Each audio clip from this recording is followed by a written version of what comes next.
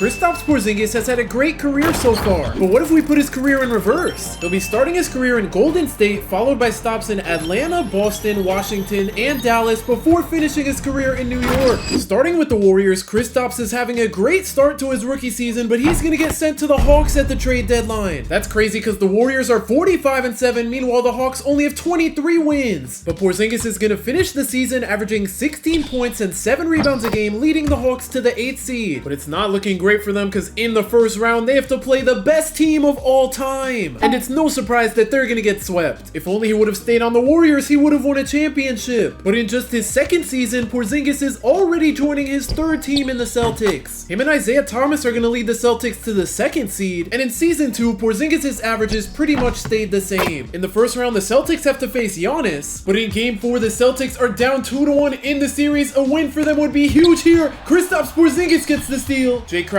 on the break finds Isaiah Thomas. He's gonna pull the 3, but he's gonna miss. The Celtics are desperately gonna need a stop here. Isaiah Thomas's ankles just got broken. Brogdon's gonna chew the clock out here. 5 seconds to go on the shot clock. They go to Giannis in the post, being guarded by Jay Crowder. His layup's good. The Celtics have 6 seconds here to get a 3 off. IT pulls it from the corner, but it's off. And the Bucks are gonna take a 3-1 lead in the series. Game 5, the Celtics are gonna blow out the Bucks. They might be able to do this. Isaiah Thomas carried the team. But in game 6, we have another close one. They're gonna find Giannis down low. He hits the back of the backboard. That is huge for the Celtics because they can go up by 6 right here, but IT's gonna miss the 3. Matthew Dellavedova's gonna find Giannis being guarded by a rookie, Jalen Brown. He takes the layup and makes it a 1-point game. I honestly think the Celtics can come back down 3-1. IT misses another 3. That's not great to start things off. Delly's gonna use the screen from Greg Monroe. He gets an open 3 and it's off. Jaylen Brown on the break has Porzingis. He's not gonna find him. IT has a mismatch though. Oh my gosh, he is so wide open, and this time he knocks down the 3. Delly's gonna throw it down low to Giannis. Giannis with the spin. He takes the layup over Jay Crowder and it's off. Now the Bucks have to end up fouling. Isaiah Thomas knocks down his first free throw and his second. The Bucks are running out of time. Jabari Parker finds Greg Monroe. He's gonna kick it to Delly. The 3 over Isaiah Thomas. He's gonna miss. So the Celtics are gonna hold on to force a game 7. They shouldn't even be in this position in the first place, but I don't know if they're gonna be able to come back down 3-1 because we're tied with 2 minutes to go in game 7. Brogdon goes down low to Giannis with the drop step. Porzingis gets the block. Giannis isn't gonna get the rebound though when he makes the layup. That was a great effort from Porzingis there. He's gonna set the screen for Isaiah Thomas. He gets an open layup and we're all tied up. Brogdon's gonna use the screen from John Henson. He takes the step back 3 and it's good. Isaiah Thomas, you're gonna need to cook here for the team. He's gonna take the hop step layup and make it a 1-point game. One stop is all the Celtics need. The Bucks go down low to Giannis. The fade over Jay Crowder. He knocks it down. I didn't think he was gonna make that. Isaiah Thomas gets stopped by Brogdon. He's gonna take the Euro step layup over 2 people. Now the Celtics need a stop. Chris Middleton pulls the 3 on the fast break.